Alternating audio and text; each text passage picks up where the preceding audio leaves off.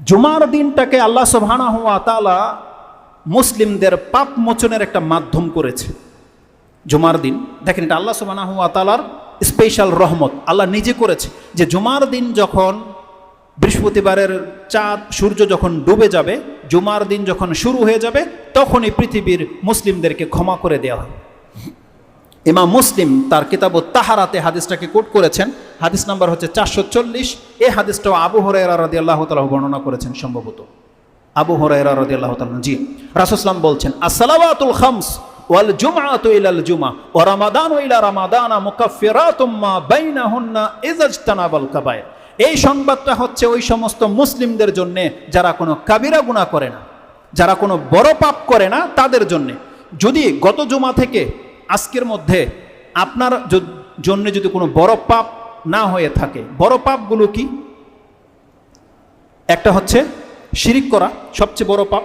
তারপরে হত্যা, তারপরে জেনা, বাপমার নাফরমানি করা, সুদ খাওয়া, ঘুষ খাওয়া, হত্যা করা, চুরি বাটপারি করা, এগুলো কি সব বড় পাপ। নেশা করা, মদ খাওয়া, এগুলো হচ্ছে বড় পাপ। যারা এই বড় পাপের সাথে জড়িত নয়, ছোট পাপ হয়ে গেছে। ছোট পাপ সবার দ্বারা হয়।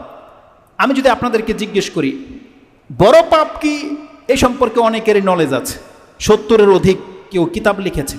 কেউ কি আমাকে 10টা ছোট পাপ জমা করে দিতে পারবেন যে আপনার নজরে এসেছে, আপনি ফিল করেছেন যে এই পাপটা ছোট পাপ? আমরা যে পাপগুলো করি প্রতিনিয়ত, আপনি 10টা পাপ এখানে দাঁড়িয়ে সবার সামনে জড়ো করে দেওয়ার ক্ষমতা রাখেন না। আমি পাইনি আজ পর্যন্ত খুঁজে যে ছোট পাপগুলো কি।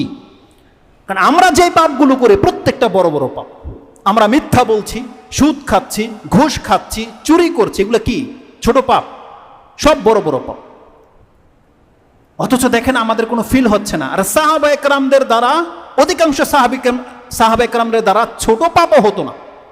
তারা বলতো যে ছোট, যেগুলো তোমরা ছোট পাপ মনে করো, ওটাকে আমরা মুবিকাত ভাবতাম, যে আমার উপরে পাহাড় ঝুলছে, যে কোনো সময় পাহাড়টা আমার উপরে চেপে যাবে, এমনটা ভাবতাম। আর তোমরা বড় বড় পাপ করে ভাবছো মাছের নাকের ডগা একটা মাছি, জাস্ট এরকম করো, হয়ে গেল।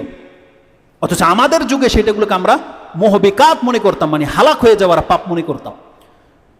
আল্লাহ সুবহানাহু ওয়া তাআলা বলছেন যে কোনো ব্যক্তি যদি বড় পাপ থেকে বেঁচে থাকেন, তাহলে ছোটোখাটো যে পাপগুলো তার দ্বারা হয়ে যায়, লাগু হয়ে যায়, জুমার দিন আসলেই এই এক সপ্তাহের পাপ তার মাফ হয়ে যায়। আল জুমাআতু ইলাল জুমা। তাহলে নাজাত পাওয়াটা কি বড় কোনো ব্যাপার? শয়তান কত ভুল করাবে আপনার দ্বারা। আপনার ইচ্ছা ছিল না, হঠাৎ করে চোখ পড়ে গেছে মহিলাদের দিকে, কতবার চোখ ফিরাবে? জুমার দিন আসতে দেন, এই যতবার পড়েছে আল্লাহ সব মাফ করে দেবে।